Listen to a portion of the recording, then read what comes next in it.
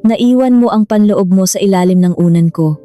Hindi ko makalimutan ang init ng nagdaang gabi. Isang malamig na bulong na bumasag sa aking perpektong mundo. Ang boses na iyon, kilalang kilala ko ang boses na iyon.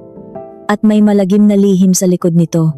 Umiiyak ang kalangitan ng Maynila, ng umagang iyon. Ang malakas na pagbuhos ng ulan ay nagsimula pa bago magbukang liwayway. Lumilikha ng kulay abong-tabing sa malalaking bintana ng aming bahay sa isang tanyag at mayaman na pamayanan sa Makati. Ang paminsan-minsang kulog sa kalayuan ay pinapahina ng makapal at matibay na pader ng aming tahanan. Nakatayo ako sa maluwang at makabagong kusina. Pinagmamasdan ang mga patak ng ulan na nag-uunahang bumaba sa salamin. Ika-6 ng umaga ang nakaturo sa orasan. Malamig ang hangin sa loob ng bahay. Isang matalim na kabaligtaran sa init na madalas kong nararamdaman tuwing naiisip ko ang aking munting pamilya. Malamig na parang yelo ang sahig na gawa sa marmol sa ilalim ng aking mga paa, kahit pa nakasuot ako ng makapal na sapin sa paa. Ako si Andrea, isang babaeng minsan nang nagkaroon ng maningning na karera bilang isang dalubhasang tagasuri ng pananalapi sa isa sa pinakamalaking kumpanya sa lungsod na ito. Pinili kong ipagpalit ang tambak na papeles at nakakabaliw na mga oras ng trabaho para sa papel ng isang buong panahong asawa at ina. Hindi dahil napilitan, kundi dahil sa isang malinaw na desisyon. Nais kong bumuo ng matibay na pundasyon para sa aking pamilya. Nais kong suportahan ang asawa kong si Benji, na ang karera ay mabilis na umaangat sa malupit na mundo ng negosyo sa pinakasentro ng kalakalan sa lungsod. Humigop ako sa aking mainit na kapeng barako, hinahayaan ang pait at init na gumapang sa aking lalamunan, sinusubukang itaboy ang natitirang antok. Palaging pareho ang aking ginagawa tuwing umaga. Gumising bago sumikat ang araw, siguraduhing plansado na ang uniforme ng aming anak kahit pa natutulog siya ngayon sa bahay ng aking biyenan, at ihanda ang lahat ng pangangailangan ni Benji bago siya pumunta sa kanyang labanan sa matataas na gusali. Narinig ko ang paghinto ng agos ng tubig mula sa pangunahing paliguan sa itaas. Tapos na maligo si Benji. Maya-maya lang ay bababa na siya, suot ang kanyang mamahaling kasuotan, maayos na buhok, at ang panlalaking pabango na palaging nagpapabilis ng tibok ng aking puso kahit 7 taon na kaming kasal. Siya ang perpektong larawan ng isang matagumpay, ambisyoso, at matalinong pinuno, at sa aking paningin, isang tapat na asawa. Ibinaba ko ang aking tasa ng kape sa mahabang hapagkainan. Doon nakapatong ang telepono ni Benji. Nakaharap sa itaas ang salamin nito, nagpapakita ng walang katapusang pagdating ng mga mensahe mula sa trabaho. Kahit sa ganitong oras, madalas ko siyang pakiusapan na patayin ang telepono kapag nasa bahay, lalo na tuwing hapunan. Ngunit palaging idinadahilan ni Benji na ang mundo ng negosyo ay hindi natutulog. Bilang isang dating tagasuri na nabuhay rin sa ilalim ng matinding presyon, sinubukan kong intindihin siya. Biglang yumanig ng malakas ang telepono sa ibabaw ng marmol, naglalabas ng tunog na bumasag sa katahimikan ng kusina. Umilaw ang salamin nito. Nagpapakita ng tawag mula sa isang numerong hindi nakarehistro. Walang pangalan, tanging mga numero lamang. Tinitigan ko ang telepono ng ilang sandali. Karaniwan, hindi ko kailanman gagalawin ang telepono ni Benji. Mayroon kaming hindi nakasulat na kasunduan tungkol sa aming mga pribadong gamit. Ngunit iba ang pakiramdam ko ngayong umaga. Marahil dahil sa walang tigil na ulan na nagpapalungkot sa akin, o marahil dahil madalas umuwi si Benji ng gabi na nitong mga nakaraang araw, nagdadahilan ng mga pagpupulong kasama ang mga dayuhang kliyente. Patuloy na yumanig ang telepono, humihingi ng pansin. Agad na napunta ang isip ko sa posibilidad ng isang mahalagang tawag tungkol sa trabaho. Baka isang mahalagang kliyente mula sa malayo ang nangangailangan ng agarang tugon. Kung nagbibihis pa si Benji sa itaas, malamang na hindi niya ito naririnig. Bilang isang sumusuportang asawa, na nakakaintindi kung gaano kahalaga ang bawat tawag sa karera ng kanyang asawa, nagpa siya akong sagutin ito. Idinikit ko ang telepono sa aking tainga. Magandang umaga, telepono ito ni Ginoong Benji. Bati ko gamit ang aking sanay at formal na tono. Ang tonong ginagamit ko noon sa pagharap sa mga kliyente sa aking nakaraan. Sandaling katahimikan sa kabilang linya, tanging tunog lamang ng pinipigil na hininga ang naririnig. Pagkatapos ay narinig ko ang tunog ng kumikiskis na tela. Tila may gumagalaw sa ibabaw ng kama. Hello, ulit ko nang may kaunting diin. May maitutulong ba ako? Sa sumunod na sandali, narinig ang boses ng isang babae. Hindi isang matigas o natutulirong boses na inaasahan ko mula sa isang kasamahan sa trabaho na may problema. Ang boses ay malambot, paos, at pabulong. Tila natatakot ang nagsasalita na marinig ng ibang tao sa paligid niya. Mahal, bulong ng babae. Ang kanyang tono ay malambing at puno ng pagiging malapit na nagpatayo sa lahat ng balahibo ko sa katawan. Nagmamadali ka namang umalis kanina. Tila huminto sa pag-ikot ang aking mundo. Lumaktaw ng isang tibok ang aking puso at pagkatapos ay nagsimulang tumibok ng mabilis at masakit sa loob ng aking dibdib. Ang kamay kong may hawak sa telepono ay unti-unting nanlamig at pinagpawisan. Hindi pa tapos ang babae. Humagikgik siya ng mahina. Isang maliit na tawa na kilalang kilala ng aking mga tainga.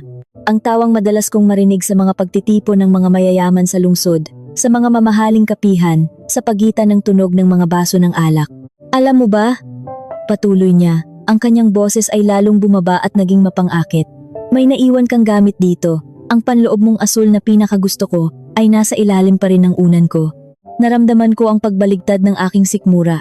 Tila naging lason ang kapeng kararating lamang sa aking tiyan. Ang aking utak na karaniwang nag-iisip ng mabilis at mapanuri ay nahirapang unawain ang impormasyong kapapasok lamang. Ang panloob ni Benji, nasa ilalim ng unan ng ibang babae. Hindi na tuloy ako makatulog. Naiisip ko pa rin ang mainit na ginawa natin kanina.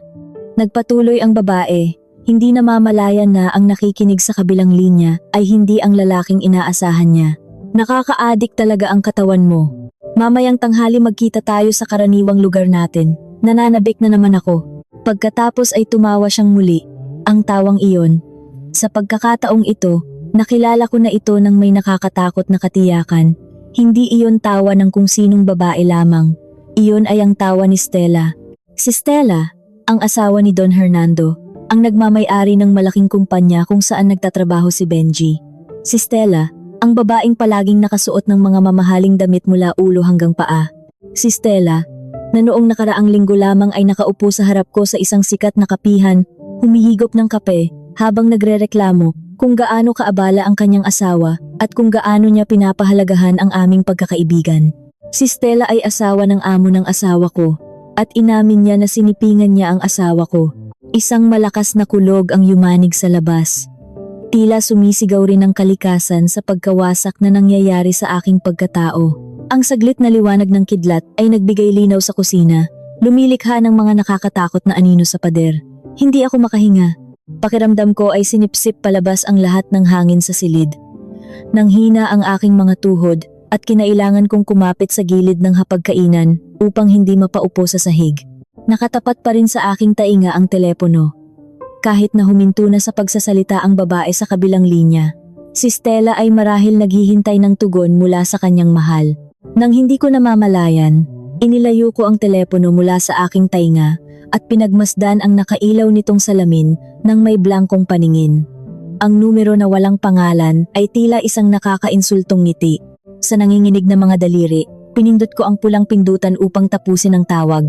Ang katahimikan na sumunod ay higit na masakit kaysa sa tunog ng kulog kanina. Tanging ang walang awang pagbuhos ng ulan sa labas ang naririnig.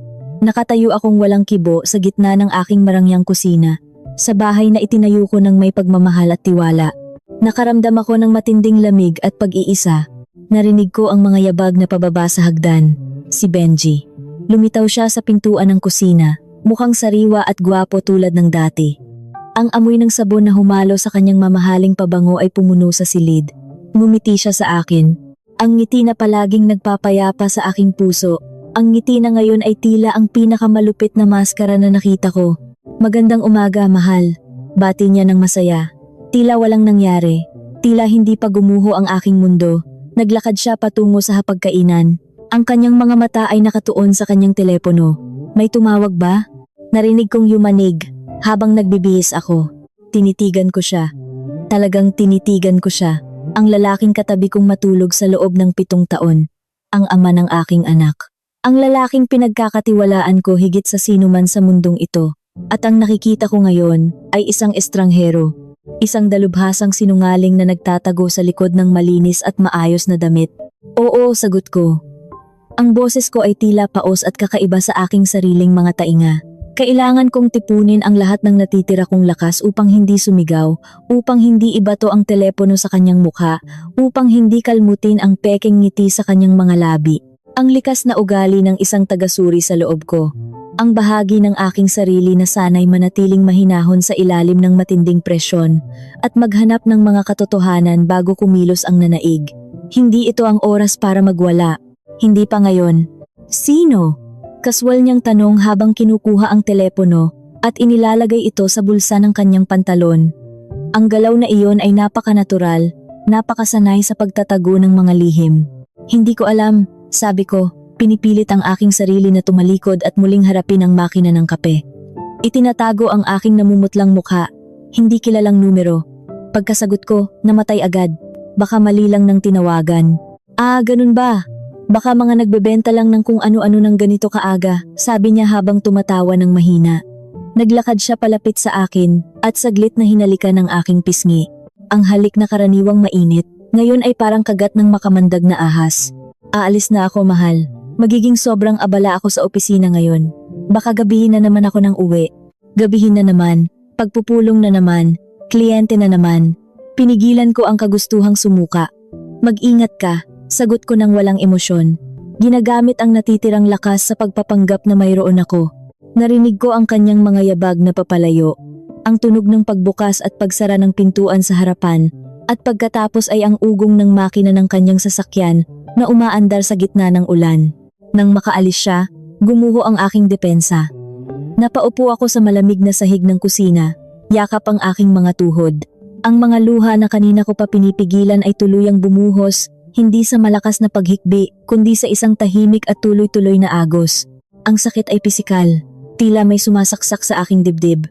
Ang pagtataksil na ito ay hindi lamang simpleng pangangaliwa, ito ay dobleng pagtataksil. Ang asawa ko at ang asawa ng lalaking nagbibigay sa kanya ng kabuhayan. Dalawang tao na dapat ay pinagkakatiwalaan sa aming lipunan at trabaho ay lumabas na mga makamandag na ahas na naglalaro ng apoy sa aming likuran. Paano nagsimula ang lahat ng ito? Kailan pa? Ang mga tanong ay nag-uunahan sa aking isipan tulad ng mga sasakyan sa malapad na lansangan ng lungsod. Inisip ko ang mga nakaraang buwan, ang mga pagbabago sa kilos ni Benji, ang kanyang pagiging labis na maingat sa kanyang telepono, ang mga biglaang pagbili ng mga mamahaling gamit na sinasabi niyang regalo mula sa kumpanya dahil sa kanyang mahusay na trabaho. Napakatanga ko. Ako, na binabayaran noon upang maghanap ng mga butas at panlilin lang sa mga ulat sa pananalapi ng mga malalaking korporasyon, ay hindi man lang napansin ang panlilin lang na nangyayari sa loob mismo ng aking sariling tahanan. Ngunit tapos na ang oras ng pagsisisi. Ang bawat patak ng ulan na tumatama sa bubong ay tila nagbibigay sa akin ng bagong lakas. Tumayo ako mula sa malamig na sahig. Tiningnan ko ang aking sarili sa salamin.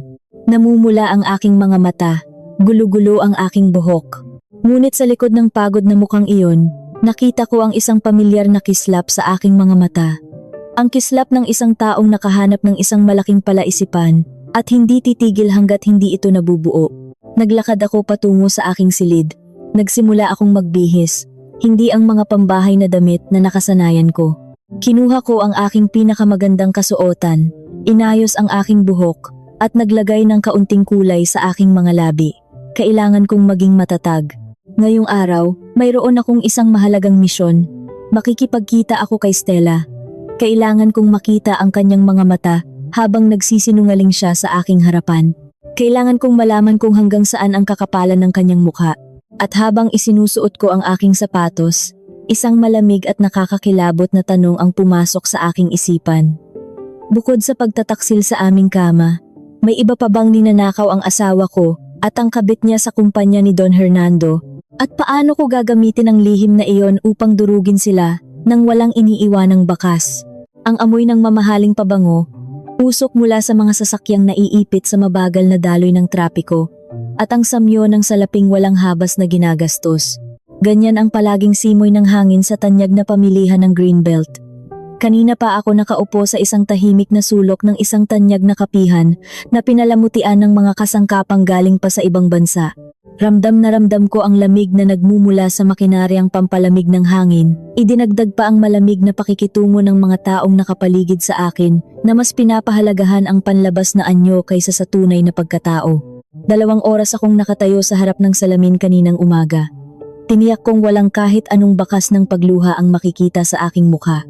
Makapal na kolorete ang nagtatago sa pangingitim ng ibaba ng aking mga mata dahil sa kawalan ng tulog nitong mga nakaraang gabi. Isang malaking kabalintunaan dahil ngayong umaga ko lamang nalaman ang tunay na dahilan ng aking pagkabalisa. Nakasuot ako ng isang bestidang kulay perlas at tuwid na pantalon. Isang formal na kasuotan na nagsisilbing uniforme ng mga mayayaman sa lugar na ito. Sa aking harapan ay nakaupo si Stella. Ang babaeng ang boses ay patuloy na umaalingaw sa aking mga tainga, bumubulong ng mga nakakadiring salita tungkol sa panloob ng aking asawa. Siya ay nagniningning, tila walang kahit anong bigat ng kasalanan sa kanyang mga balikat. Ang kanyang buhok na kulay pulot ay maayos na maayos, malinaw na ginawa sa isang mamahaling pag-upitan kaninang umaga. Nakasuot siya ng isang damit na nagpapakita ng kanyang makinis na balat, at sa kanyang leeg ay nakapulupot ang isang kwintas na gawa sa brilyante na ang kinang ay nakakabulag sa sinumang titingin. Naku Andrea, pasensya na talaga, medyo nahuli ako. Sabi niya gamit ang isang malambing ngunit artipisyal na boses habang inilalapag ang kanyang mamahaling bag sa bakanting silya sa kanyang tabi. Sobrang sikip ng daloy ng mga sasakyan sa malaking lansangan kanina. May mga nagpoprotesta yata. Alam mo naman ang lungsod natin, palaging magulo. Ngumiti ako ng bahagya. Ang ngiting sinanay ko ng paulit-ulit sa harap ng salamin. Walang anuman Stella, kararating ko lang din. Ang unang kasinungalingan sa napakaraming kasinungalingan na kailangan kong sabihin ngayong araw. Lumapit ang tagapagsilbi upang ibigay ang listahan ng mga inumin. Umorder si Stella ng isang baso ng katas ng prutas na may kasamang yelo at isang maliit na hiwa ng tinapay. Ang karaniwang pagkain ng mga babaeng takot tumaba, ngunit gustong magmukhang nasisiyahan sa buhay. Ako naman ay humingi lamang ng isang tsaa. Masyado pang masama ang aking sikmura para tumanggap ng anumang mabigat na pagkain. Medyo namumutla ka ngayon kaibigan. Puna ni Stella matapos umalis ang tagapagsilbi. Ang kanyang matatalas na mata na pinalamutian ng mahahaba at peking pilik mata ay tila sinusuri ang buong pagkatao ko. Masama ba ang pakiramdam mo? O baka naman nagpapasakit na naman ang ulo si Benji dahil sa palaging pag-uwi ng gabi? Sinabi niya ito ng may tono ng pag-aalala na napakagaling. Tila ba isa talaga siyang kaibigang nagmamalasakit. Napakahusay ng kakayahan ng babaeng ito sa pag-arte. Kung hindi ko lang narinig ang sarili niyang boses kaninang umaga, tiyak na maniniwala ako sa kanyang pekeng kabaitan. Hindi naman, sagot ko ng mahinahon. Kinuha ko ang aking tasa ng tsaa upang itago ang panginginig ng aking mga kamay. Kulang lang talaga sa tulog. Alam mo naman, inaasikaso ang bata. Sa bagay, nakakapagod talaga maging isang ina na palaging nasa bahay, sabi niya sabay buntong hininga, na tila ba naiintindihan niya ang aking kalagayan. Kahit na alam kong mayroon siyang 3 kasambahay na nag-aalaga sa 2 niyang anak. Pero maswerte ka pa rin Andrea. May asawa kang tulad ni Benji, bukod sa matipuno, magaling pang maghanap buhay, at higit sa lahat, tapat. Bihira na ang ganyang lalaki ngayon, lalo na sa mundo ng kalakalan na ginagalawan nila. Napakaraming tukso, muntik na akong mabulunan sa sarili kong tsaa. Tapat. Ang salitang iyon ay lumabas sa kanyang bibig na parang isang napakalupit na biro. Pinupuri niya ang katapatan ng lalaking katatapos lamang niyang sipingan ilang oras ang nakalipas. Ang kanyang kapal ng mukha o marahil ang kanyang kawalan ng pakialam ay hindi na maabot ng aking pangunawa. Oo, labis akong nagpapasalamat, sabi ko. Ang bawat salita ay parang mga matatalas na bato sa aking dila. Napakasipag ni Benji sa kanyang trabaho. Palagi niyang sinisikap na ibigay ang pinakamabuti para kay Don Hernando. Sinadya kong banggitin ang pangalan ng kanyang asawa upang makita kung magbabago ang kanyang mukha. Ngunit tumawa lamang ng mahina si Stella. Ikinumpas ang kanyang kamay ng may pagyayabang. Naku, maswerte rin naman si Hernando na may tauhan siyang tulad ni Benji. Madalas niyang sabihin na si Benji ang pinakapinagkakatiwalaan niyang kanang kamay. Kaya kampante ako kapag umaalis ng lungsod si Hernando. Nandyan naman si Benji para bantayan ang kumpanya. Bantayan ang kumpanya o bantayan ang asawa ng may-ari? Sigaw ng aking isipan. Pagkatapos ay napansin ng aking mga mata ang kaliwang pulso ni Stella nang iangat niya ang kanyang baso. Doon nakapulupot ang isang relo na kilalang kilala ko. Isang napakamamahaling relo na may mga nakapaligid na brilyante. Hindi iyon pangkaraniwang relo. Ang halaga ng bagay na iyon ay katumbas ng isang malaking bahay sa isang sikat na pamayanan. Muling bumilis ang tibok ng aking puso, hindi dahil sa paghanga, kundi dahil sa isang patunay.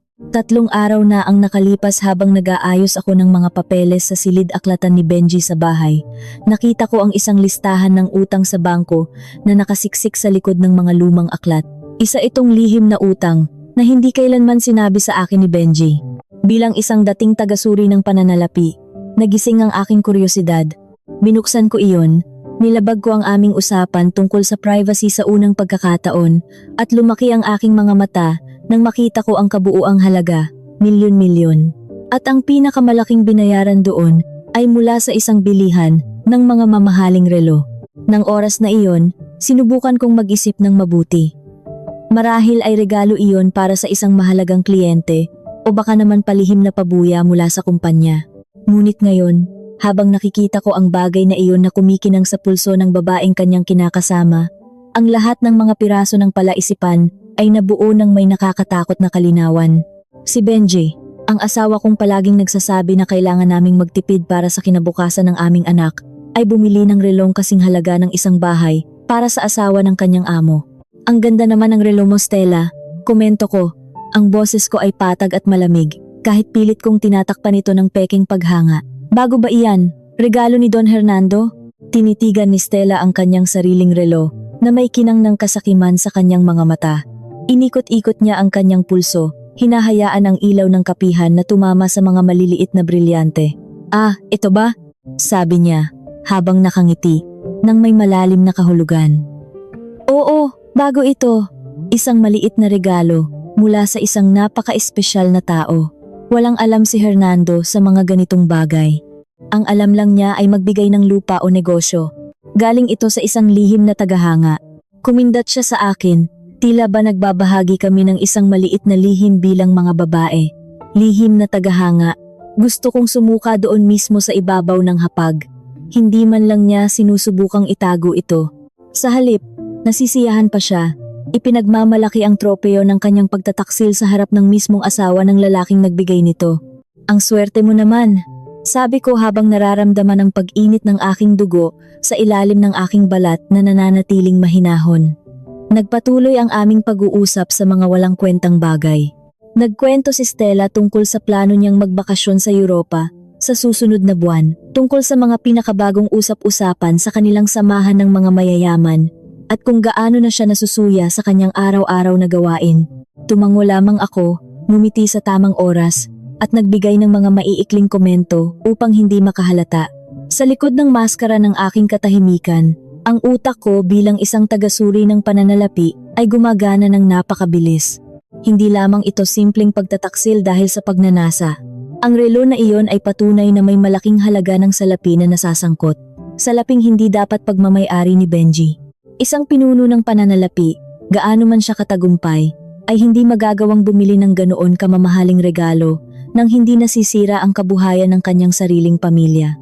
Maliban na lamang kung ang salaping iyon ay hindi galing sa malinis na paraan. Ang aking hinala ay lumipat mula sa sakit ng kalooban ng isang asawa patungo sa pagiging mapagmatsyag ng isang propesyonal. Kung nakayang ibili ni Benji si Stella ng ganoon kamahal na gamit, saan niya nakuha ang pera? Ginagamit ba niya ang pondo ng kumpanya? Magkasabwat ba silang dalawa upang manlinlang kay Don Hernando?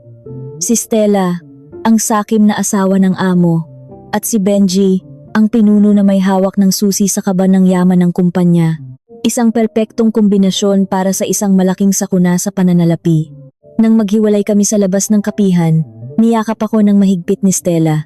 Ang matapang na amoy ng kanyang pabango ay sumuot sa aking ilong. Minsan lumabas ulit tayo ha, kaibigan. Masaya akong nakausap ka. Nakalimutan ko tuloy ang pagkapagod ko. Sabi niya ng masaya.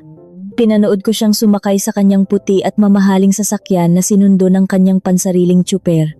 Nang makalayo ang sasakyan, agad na naglaho ang ngiti sa aking mukha. Naglakad ako patungo sa aking sariling sasakyan na may bagong pagpapasya. Naroon pa rin ang sakit sa aking puso, ngunit ngayon ay naging gatong ito upang lumaban. Hindi ako mananahimik. Hindi ako magiging isang biktima na iiyak na lamang sa isang sulok. Ako si Andrea, ang dating pinakamahusay na tagasuri ng pananalapi sa aking kumpanya. Alam ko kung paano hanapin ang bakas ng salapi. Alam ko kung paano ibunyag ang mga kasinungalingang nakatago sa likod ng mga numero. Nang gabing iyon, matapos makatulog ng mahimbing si Benji, dahil sa pagod sa trabaho at sa kanyang mga lihim na kalokohan, sisimulan ko ang pinakamahalagang pagsusuri sa buong buhay ko. Ang pagsusuri laban sa aking sariling asawa. Ipinapakita ng orasan sa gilid ng kama na 12:15 na ng madaling araw. Tahimik na tahimik ang aming bahay, nababalot ng makapal na kadiliman. Tanging ang mahinang hilik mula sa lalaking nasa tabi ko ang bumasag sa katahimikan. Nakahiga ako ng patagilid, pinagmamasdan ang likod ng aking asawa na umaangat at bumababa sa isang maayos na ritmo. Napakahimbing ng tulog ni Benji, tila walang anumang bigat na dinadala. Ang kanyang mukha ay mukhang walang muwang sa dilim ng silid, na tinatamaan lamang ng kaunting liwanag mula sa poste ng ilaw sa labas. Malayong malayo sa mukhang puno ng panlilinlang, na ipinakita niya sa akin habang kami ay naghahapunan kanina. Nagkwento siya kung gaano siya kapagod sa pag-aayos ng mga papeles sa opisina. Kahit na alam ko, dahil sa impormasyon mula kay Stella kaninang tanghali, na ang pagkapagod na iyon ay dahil sa ibang nakakadiring gawain. Huminga ako ng napakahina at dahan-dahang inalis ang kumot. Sumayad ang aking mga paa sa malamig na sahig na kahoy. Ang bawat kilos ko ay pinag-isipang mabuti, parang isang magnanakaw sa sariling pamamahay. Mabilis ang tibok ng aking puso. Hindi dahil natatakot akong mahuli, kundi dahil sa pag-usbong ng kakaibang tapang na dumadaloy sa aking buong katawan. Ngayong gabi, hindi na ako ang asawang nalulungkot. Ngayong gabi, nagbalik ako bilang isang dalubhasang investigador. Naglakad ako ng nakatiyad palabas ng aming silid. Isinara ang pinto ng napakabagal hanggang sa makarinig ako ng isang mahinang tunog na halos hindi makuha ng tainga. Malinaw ang aking pupuntahan. Ang pansariling silid aklatan ni Benji sa ibaba. Ang silid na iyon ay amoy lumang papel at kape. Binuksan ko ang isang maliit na ilaw sa ibabaw ng kanyang mesa. Sapat lamang upang maliwanagan ang kanyang malawak na espasyo nang hindi nakukuha ang atensyon mula sa labas ng bahay. Doon nakapatong ang kanyang kagamitang pantrabaho, isang makabagong makinang kulay abo na nagtatago ng buhay ng kanyang karera, at marahil ang ebidensya ng kanyang pagbagsak. Umupo ako sa kanyang malambot na silya. Ang silyang madalas niyang ipagmalaki bilang kanyang trono. Binuksan ko ang makina. Umilaw ang salamin nito, humihingi ng lihim na salita. Matalinong lalaki si Benji. Ngunit mayroon din siyang kayabangan na katangian ng mga lalaking nag-iisip na hindi sila kailanman mabubuko. Akala niya ako, ang kanyang asawa na isang simpleng may bahay lamang, ay hindi kailanman maiintindihan ang teknolohiya o mag-aabalang suriin ang kanyang mga ginagawa.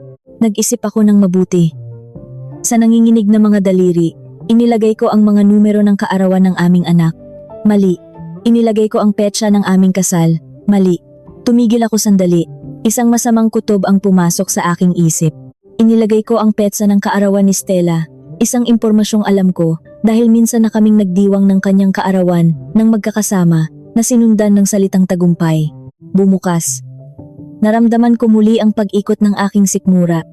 Ginamit niya ang kaarawan ng kanyang kabit bilang susi upang makapasok sa kanyang pribadong mundo. Napakasakit ngunit inaasahan na. Gayunpaman, pilit kong iwinaksi ang damdaming iyon. Wala akong panahon para maging emosyonal. Mayroon akong layunin. Agad kong binuksan ang lugar kung saan nakatago ang mga palitan ng mensahe. Naroon sa pinakataas ang isang pangalan na itinatago sa ilalim ng salitang mahalagang kliyente.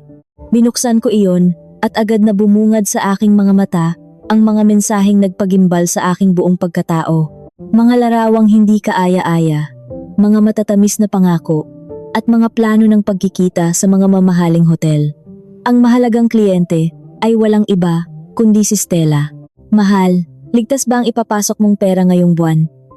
Ang bag na gusto ko ay may mahabang pila ng mga naghihintay. Isinulat ni Stella 3 araw na ang nakalipas. Ligtas, maganda ko. Bukas na bukas ay lalabas na ang pondo para sa konsultasyon. Ikaw na ang bahalang gumamit, sagot ni Benji. Nanigas ang buong katawan ko. Pondo para sa konsultasyon. Ang aking likas na kakayahan bilang tagasuri ay agad na gumana, tinalo ang sakit sa aking puso. Ang mga mensaheng ito ay hindi lamang patunay ng pagtataksil, ito ay ebidensya ng isang malaking krimen sa pananalapi. Humihingi ng pera si Stella at nangangako naman si Benji ng paglalabas ng pondo mula sa kumpanya. Hindi ito sweldo ni Benji, ito ay pera ng kumpanya ni Don Hernando. Agad kong sinarhan ang mga mensahe at lumipat sa mga nakatagong dokumento. Alam ko kung saan hahanapin ang mga ito. Maaaring maitago ni Benji ang kanyang mga malalaswang mensahe, ngunit ang pagtatago ng bakas ng pera ay higit na mahirap, lalo na mula sa isang taong gumugol ng 10 taon ng kanyang buhay upang ibunyag ang mga panloloko ng mga malalaking kumpanya. Hinati-hati ko ang mga lalagyan ng papeles. Mga ulat buwan-buwan, mga plano para sa susunod na taon, lahat ay mukhang normal sa unang tingin. Ngunit alam kong ang mga manloloko ay palaging itinatago ang kanilang dumi sa pinakamalinis na lugar. Binuksan ko ang isang lihim na lalagyan na mukhang walang laman, ngunit ang laki ng dokumento ay nagpapakitang may malaking itinatago. Pinilit kong ilabas ang mga nakatagong listahan. Lumitaw ang isang talaan ng mga numero na naglalaman ng daloy ng pera. Nang lumabas ang mga numerong iyon sa salamin, napigil ang aking hininga. Mabilis na gumalaw ang aking mga mata. Sinusuri ang mga linyang nagpapakita ng paglabas at pagpasok ng salapi. Sinusundan ang bawat formula na nakatanim doon. Ito ay isang napakagaling na obra maestra ng isang krimen. Sistematiko ang pagnanakaw. Gumawa si Benji ng ilang mga pekeng kumpanya na nagkukunwaring nagbibigay ng mga serbisyo at payo sa kumpanya ni Don Hernando. Ngunit nang suriin ko ang mga account sa bangko na tumatanggap ng mga bayad na ito, lahat ay patungo sa 2 lihim na account na nakapangalan sa isang tsuper at isang kamag-anak ni Benji na nasa probinsya. Kumukuha sila ng daan-daang libo kada linggo. Nang kwentahin ko ang lahat ng nawawalang pera, ang huling numero ay nagpatakip sa aking bibig dahil sa matinding gulat. 35 milyon. Umuwi sila ng 35 milyong piso. Ang salaping iyon ang tumustos sa kanilang marangyang pamumuhay.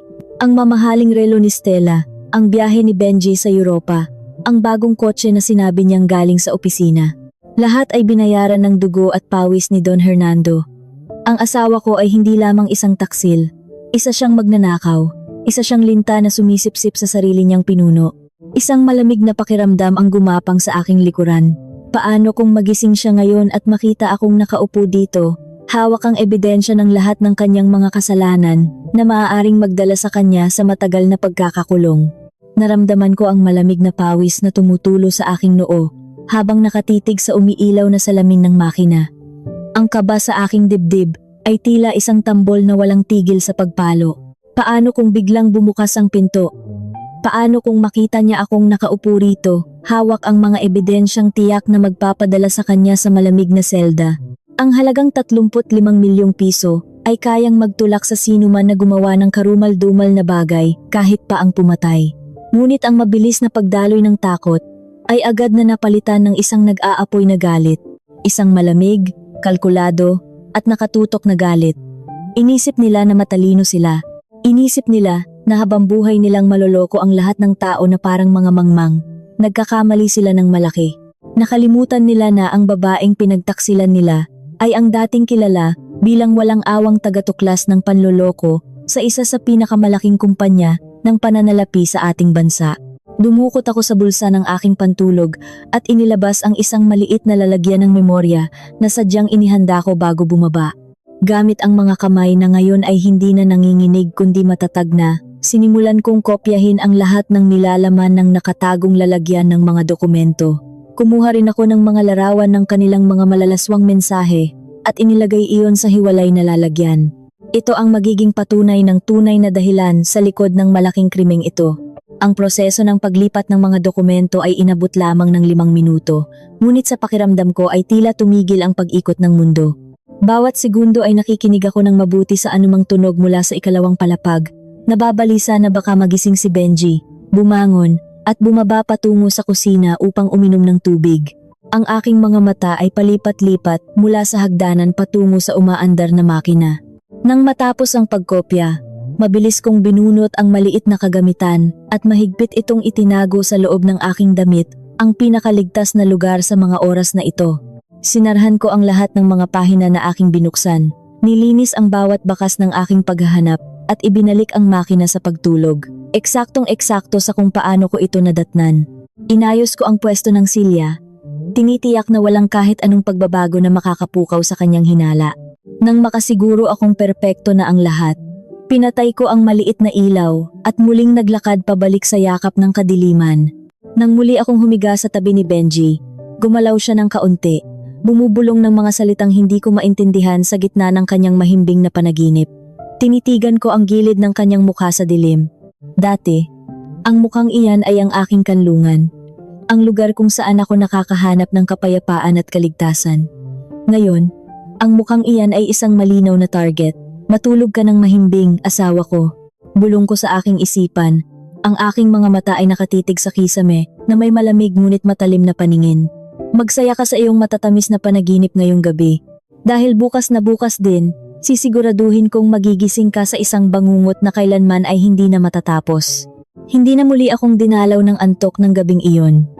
Sa loob ng aking isipan, binubuo ko na ang bawat hakbang ng aking gagawing pagsira.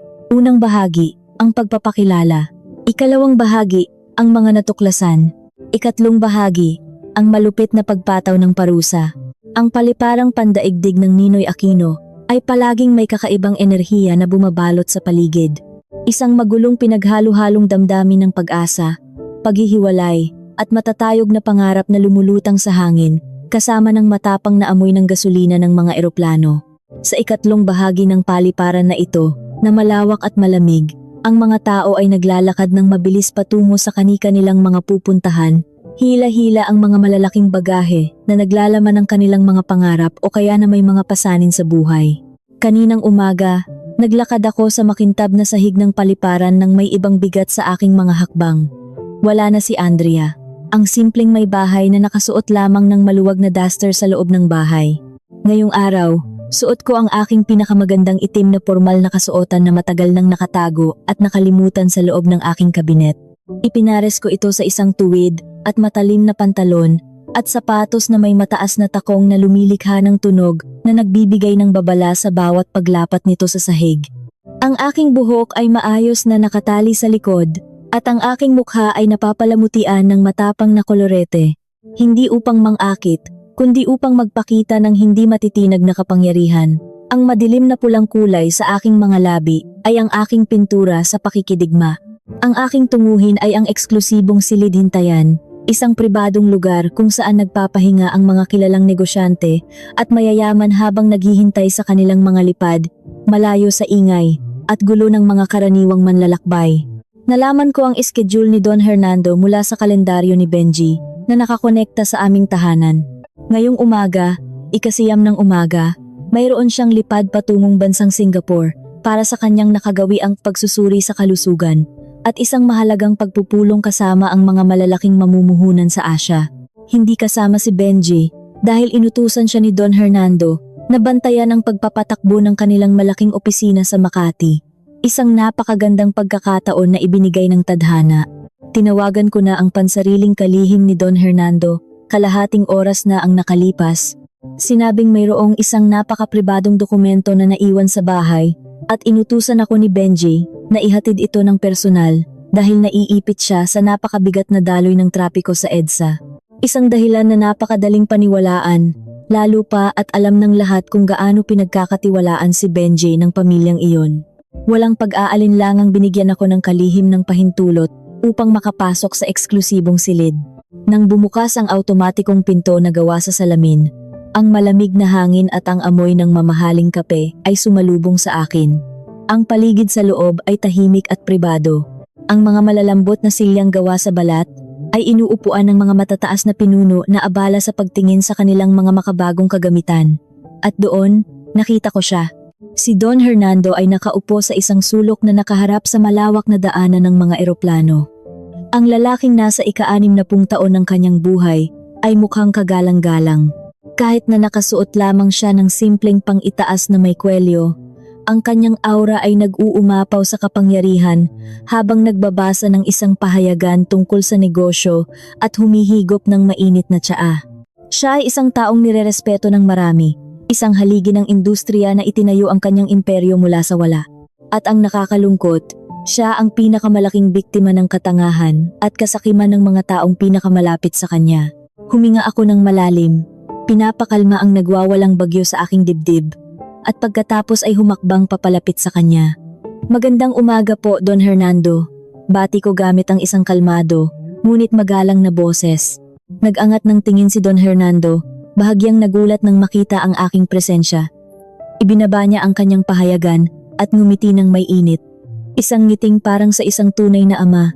"Oh, Andrea, bakit ikaw ang nandito? Nasaan si Benji?" Sabi niya kanina, may mahalagang papeles daw siyang hinihintay. Hindi ko sinuklian ang kanyang ngiti ng init na nakasanayan niya. Ang aking mukha ay nanatiling patag, seryoso, at nagmamadali. Umupo ako sa silya sa kanyang harapan kahit hindi pa niya ako inaalok. Inilapag ang isang makapal na asul na pabalat ng mga dokumento sa ibabaw ng maliit na hapag sa aming pagitan. Walang alam si Benji na nandito ako ngayon, Don Hernando, sagot ko ng direkta. At ang mga dokumentong ito ay hindi galing kay Benji. Ang mga dokumentong ito ay tungkol kay Benji. Nagsalubong ang mga kilay ni Don Hernando. Ang ngiti sa kanyang mga labi ay unti-unting naglaho, napalitan ng isang matalim na tingin ng isang negosyanteng nakakaamoy ng panganib. "Ano ang ibig mong sabihin, Andrea? May problema ba kayong mag-asawa? Kung tungkol ito sa inyong personal na buhay, mas mabuting. Hindi lamang ito tungkol sa aking pamilya, Don Hernando. Tungkol ito sa kinabukasan ng inyong kumpanya."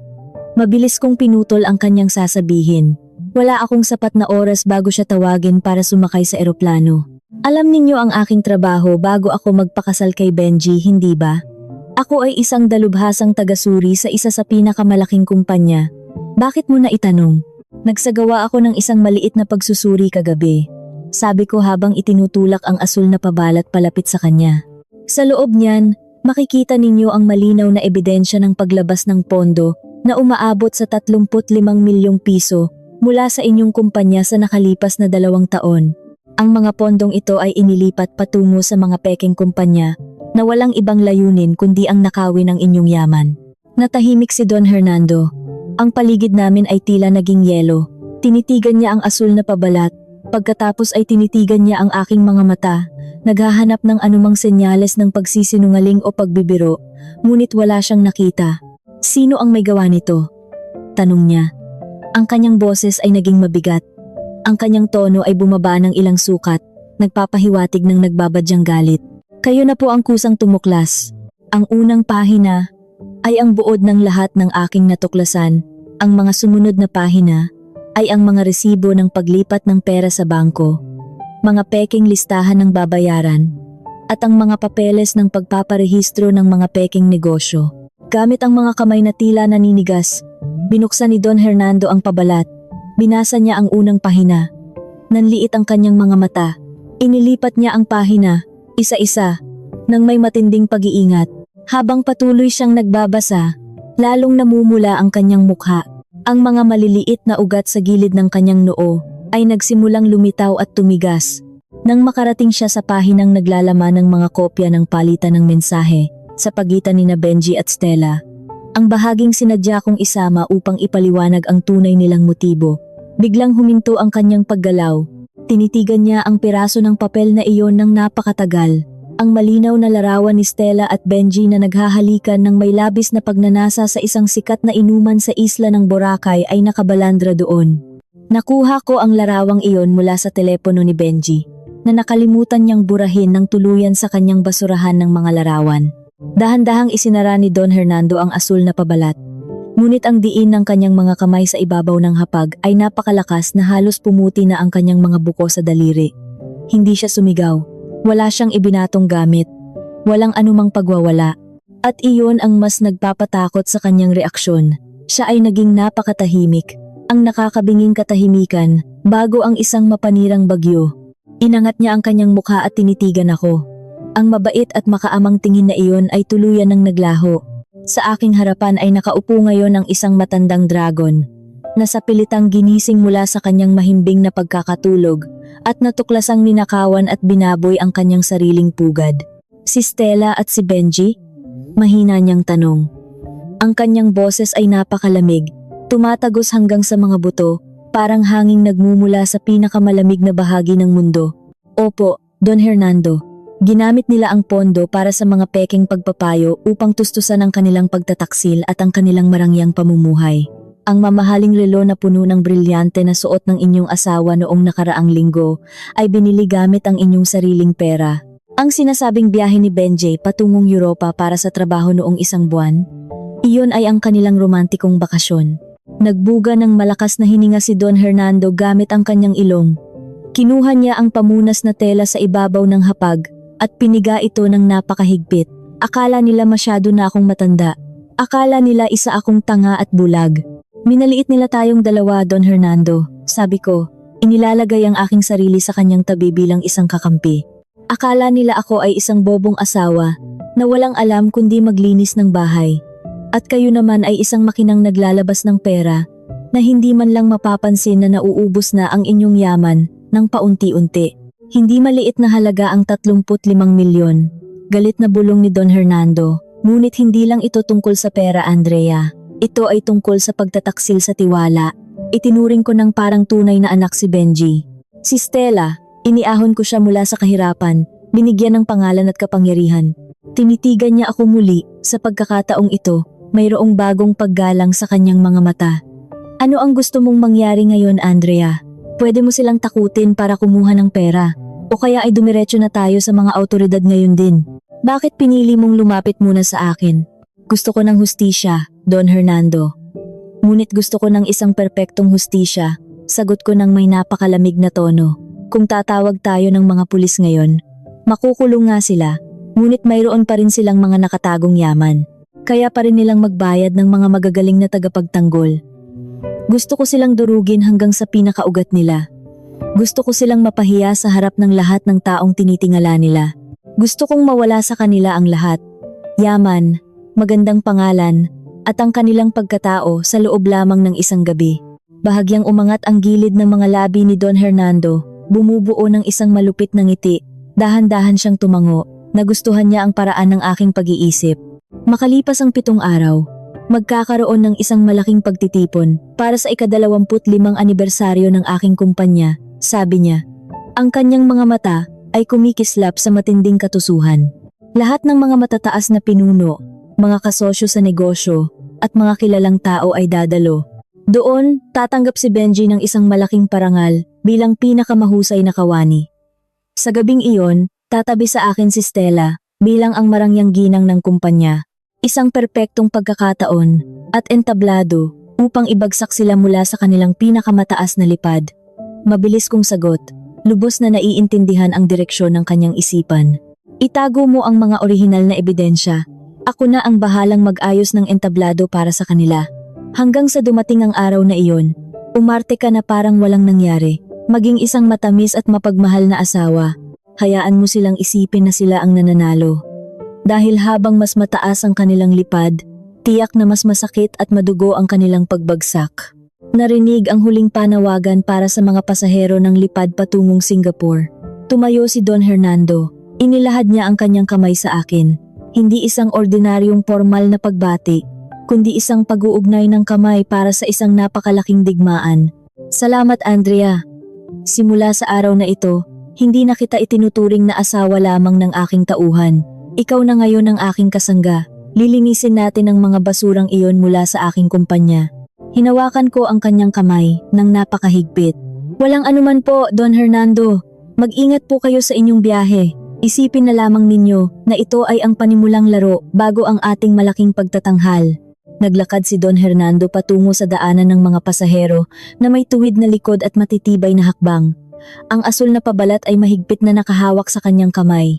Hindi na siya mukhang isang matandang may sakit. Siya ngayon ay isang general na handang pumaslang sa kanyang mga kaaway. Nakatayo ako roon, pinagmamasdan siyang lumayo. Sa likod ng naglalakihang salamin ng paliparan, naghahanda na ang mga dambuhalang eroplano na lumipad at punitin ang kalangitan. Magaan ang aking pakiramdam. Ang sakit na sumira sa aking puso ay tuluyan nang naging isang nakamamatay na sandata. Kinuha ko ang aking bag at lumabas ng paliparan. Nagsisimula ng sumikat ng matindi ang araw sa Maynila. Pinapatuyo ang mga natitirang bakas ng ulan kagabi. Nagsimula na ang labanan at nakuha ko pa lamang ang pinakamalakas na general sa aking panig. Ngunit ang malaking tanong ay, Handa ba talaga ang puso ko na saksihan ang pagwasak sa pamilyang matagal kong inalagaan? O mag-iiwan din ba ito ng sugat sa akin kapag nagsimula nang bumagsak ang lahat ng mga lihim sa mismong harapan ng buong mundo? Ang gabi sa gitna ng Maynila ay naliligo sa maningning na liwanag. Ang mga nagtataasang gusali na yari sa salamin at bakal ay tila nagpapayabangan ng kanilang karangyaan, umaabot hanggang sa madilim na kalangitan. Ngunit walang anumang tanawin sa labas ang makakapantay sa karingalan sa loob ng pinakamalaking bulwagan ng isang tanyag at mamahaling tuluyan, kung saan ginaganap ang malaking pagtitipon para sa ika-25 anibersaryo ng kumpanya ni Don Hernando. Ito ang gabing pinakahihintay ng lahat ng matataas na tao sa lipunan. Isang pagkakataon upang ipagmalaki ang kanilang kapangyarihan, yaman, at mga koneksyon. Nakatayo ako sa harap ng isang malaking salamin sa loob ng silid na sadyang inarkila para sa aming pag-aayos. Ang refleksyon na nakikita ko ay halos hindi ko na makilala. Suot ko ang isang mahabang damit na yari sa makinis na seda, kulay madilim na pula. Ang kulay na sumisimbolo sa katapangan at higit sa lahat, panganib. Ang tabas ng damit ay perpektong nakayakap sa aking katawan, habang ang aking likuran ay bahagyang nakalantad, nagpapakita ng makinis na balat na nilagyan ko ng kaunting kislap para sa gabing ito. Ang aking buhok ay nakapusod ng maayos at makabago. May ilang hibla na sinadyang pabayaan upang bumagsak sa gilid ng aking mukha, nagbibigay diin sa mahahabang hikaw na gawa sa tunay na brilyante. Ito ay regalo mula sa aking mga magulang noong kami ay ikasal. Ang tanging alahas na suot ko ngayong gabi na hindi binili gamit ang maruming salapi. Bumukas ang pinto ng paliguan at lumabas si Benji. Suot niya ang isang formal na itim na kasuotan na malinaw na ginawa ng isang tanyag na mananahi mula pa sa ibang bansa. Kailangan kong aminin, napakagwapo niya sa paningin ng sinuman. Ang kanyang mukha ay maaliwalas at nag-uumapaw sa matinding tiwala sa sarili. Nasa rurok siya ng kanyang mundo. Lubos siyang naniniwala na ngayong gabi ang kanyang koronasyon bilang susunod na pinakamataas na pinuno ng imperyo ni Don Hernando. Napakaganda mo ngayong gabi, mahal ko. Ang sabi niya habang lumalapit sa akin. Ang kanyang papuri ay tila isang nakabisadong linya na nagmumula sa isang walang pusong makina. Ipinulupot niya ang kanyang mga bisig sa aking baywang at hinalikan ang aking balikat. Karapat-dapat kang maging asawa ng susunod na pinakamataas na tagapamahala. Pinigilan ko ang matinding pandidiri na gumagapang sa aking sikmura. Ang kanyang mga hawak na dati ay palagi kong hinahanap-hanap. Ngayon ay pakiramdam ko ay isang malaking ahas na unti-unting sumasakal sa akin. Pinilit kong ilabas ang aking pinakamagandang ngiti. Ang ngiting isinagawa ko ng maraming oras sa harap ng salamin sa paliguan habang hindi niya nakikita. Napakagwapo mo rin, asawa ko. Malambing kong sagot habang inaayos ko ang kanyang itim na kurbata. Tiyak na hahangaan ka ng lahat ng tao ngayong gabi.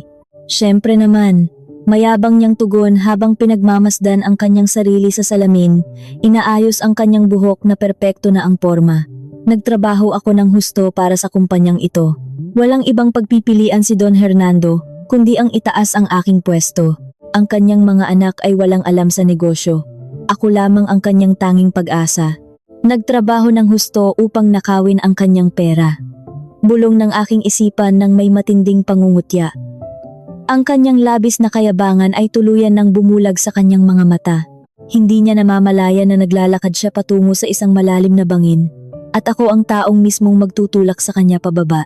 Bumaba kami patungo sa pinakasentro ng gusali at sinalubong kami ng mga nakakabulag na liwanag mula sa mga kamera ng mga mamamahayag. Mahigpit na hinawakan ni Benji ang aking kamay. Ipinaparada kami bilang isang perpekto at masayang mag-asawa. Ginampanan ko ang aking papel nang walang anumang kapintasan. Ang tapat na asawa, ang matamis na kasama, isang magandang palamuti sa braso ng isang nagwawaging lalaki. Sa loob ng malaking bulwagan, ang kapaligiran ay napakarangya na halos nakakasakal na. Daan-daang mga panauhin na nakasuot ng mga mamahaling damit ang pumuno sa malawak na lugar. Ang amoy ng iba't ibang uri ng mamahaling pabango ay humalo sa samyo ng mga sariwang bulaklak na inangkat pa mula sa malalayong bansa. Ang mga tagapagsilbi na may malinis na uniforme ay naglalakad sa paligid, may dalang mga bandehadong puno ng matataas na baso ng alak. Hindi nagtagal pagkapasok namin, nakita ko siya. Si Stella. Nakatayo siya sa gitna ng bulwagan, napapaligiran ng mga matataas na ginang na tumatawa sa bawat salitang lumalabas sa kanyang bibig.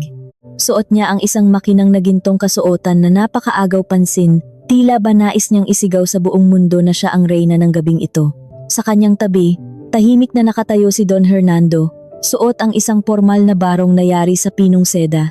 Ang mukha ni Don Hernando ay maaliwalas at palakaibigan habang kinakamayan ang mga panauhin. Ngunit nang magtama ang aming mga paningin mula sa malayo, nakita ko ang malamig na kislap sa kanyang mga mata. Ang aming lihim na hudyat. Nagsisimula na ang pagtatanghal. Agad akong hinila ni Benji palapit sa kanila. Magandang gabi po, Don Hernando. Magandang gabi, Stella. Bati ni Benji, gamit ang isang tono ng matinding paggalang na pilit, ngunit ang kanyang mga mata ay malinaw na pinagmamasdan ang buong katawan ni Stella nang may pagnanasa. Aba, nandito na pala ang ating bituin ngayong gabi. Malakas na sigaw ni Don Hernando, sapat lamang upang marinig ng mga taong nakapaligid sa amin. Malakas niyang tinapik ang balikat ni Benji. Isang kilos ng isang mapag-arugang ama na nagpalaki lalo sa dibdib ng aking asawa dahil sa pagmamalaki. Handa ka na ba sa aking malaking sasabihin mamaya? Handang-handa po, Don Hernando. Maraming salamat po sa inyong tiwala. Sagot ni Benji. Ang kanyang mukha ay nagniningning sa inaasahang tagumpay. Tiningnan ako ni Stella mula ulo hanggang paa. Isang matamis na ngiti ang namuo sa kanyang mga pulang labi. Ngunit ang kanyang mga mata ay naglalabas ng matinding panghahamak. Andrea, napakasimple ng damit mo ah. Bagay na bagay sa iyo na sanay sa simpleng buhay. Iba talaga sa akin, na palaging gusto ang mga matatapang na kulay at disenyo. Maraming salamat, Stella. Napakakinang ninyo rin po ngayong gabi. Sagot ko, binibigyang diin ang salitang nakakakinang ng may himig na tila ba sinasabi kong nakakasilaw na sa kakornihan. Ngunit masyadong mataas ang tingin ni Stella sa kanyang sarili upang mapansin ang aking patagong pang-iinsulto. Nagsimula ang pagdiriwang. Nakaupo kami sa pinakaharap na hapag, ang lugar na nakalaan para sa mga pinakamahahalagang panauhin. Sunod-sunod na inihain ang mga masasarap at mamahaling pagkain. Ngunit ang lahat ng ito ay walang lasa sa aking dila dahil sa matinding kaba at pananabik na naiipon sa aking dibdib. Patuloy kong pinagmamasdan ang kanilang mga kilos. Sa ilalim ng hapag na natatakpan ng makapal na tela, ilang beses kong nakita ang paa ni Stella na sumasagi sa binti ni Benji. Nagpapalitan sila ng mga nakaw na tingin at maliliit na ngiti. Tila ba nasisiyahan sila sa pananabik na dulot ng paglalaro ng apoy sa mismong harapan ng kanilang mga asawa. Ang rurok ng gabi ay dumating nang umakyat si Don Hernando sa entablado upang magbigay ng kanyang talumpati.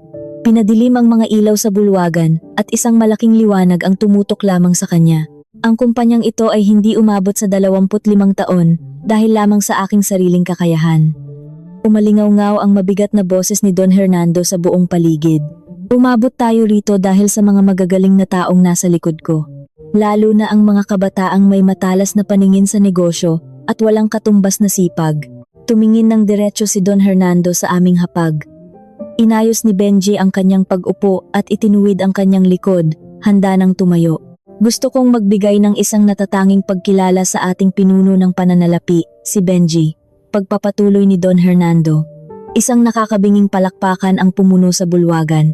Tumayo si Benji, kumaway sa mga tao na parang isang sikat na politiko, at muling umupo na may mukhang labis na nasisiyahan. Ang ginawa ni Benji sa taong ito ay sadyang kahanga-hanga. Nagawa niyang magtipid at gawa ng paraan ang mga pondong hindi kailanman naisip ng iba. Tanging ako at si Don Hernando lamang ang nakakaalam sa tunay na kahulugan ng pagtitipid na iyon. Ang pagtitipid sa pamamagitan ng paglipat ng pera ng kumpanya patungo sa kanilang sariling bulsa. Ang papuring iyon ay isang malaking patibong. Iniaangat ni Don Hernando si Benji sa pinakamataas na ulap upang kapag siya ay bumagsak, tiyak na madudurog ang bawat buto sa kanyang katawan. Matapos ang talumpati, nagsimula ang malayang pag-uusap ng mga panauhin. Tumugtog ang isang malambing na musika. Agad na pinaligiran si Benji ng mga nakikipagkalakal na nais sumipsip sa inaakala nilang susunod na pinuno. Si Stella naman, na nagdahilang nais lamang ayusin ang kolorete sa mukha, ay naglakad patungo sa isang madilim at tahimik na pasilyo. Hindi nagtagal, nakita ko si Benji na tiningnan ang kanyang telepono. Pagkatapos ay nagdahilan siyang maninigarilyo, humiwalay sa grupo, at naglakad patungo sa direksyon kung saan nagpunta si Stella. Pupunta lamang ako saglit sa palikuran, Medyo sumasakit ang ulo ko. Paalam ko sa asawa ng isa sa mga tagapamahala na nakaupo sa aking tabi. Hindi ako nagpunta sa palikuran. Dahan-dahan akong naglakad at nagtago sa likod ng malalaking haligi ng bulwagan, sinusundan ang mga hakbang ni Benji. Papunta sila sa gilid na balkonahe. Isang lugar na nasa labas ngunit may bubong, tahimik at madilim. Dito madalas tumatambay ang mga panauhing naninigarilyo. Ngunit ngayong gabi, dahil may manipis na ambon na bumabagsak, walang tao sa lugar na iyon. Huminto ako sa likod ng isang makapal na kurtina na naghihiwalay sa malamig na silid at sa salaming pinto ng balkonahe. Ang pinto ay nakabukas ng bahagya, sapat upang marinig ng malinaw ang anumang pag-uusap sa labas. Kinuha ko ang aking telepono at binuksan ang kagamitang pang-imbak ng boses. Nakatayo sina Benji at Stella sa isang sulok, nakatago sa anino ng malalaking halamang pandekorasyon. Nakayakap ang mga braso ni Benji sa baywang ni Stella, habang nakasandal naman ang ulo ng babae sa kanyang dibdib. Isang tanawin na nagpapabagang muli sa aking dugo. Nakakabaliw. Pinuri ka ng husto ni Hernando kanina. Narinig ko ang malambing na boses ni Stella na may kasamang mahinang tawa.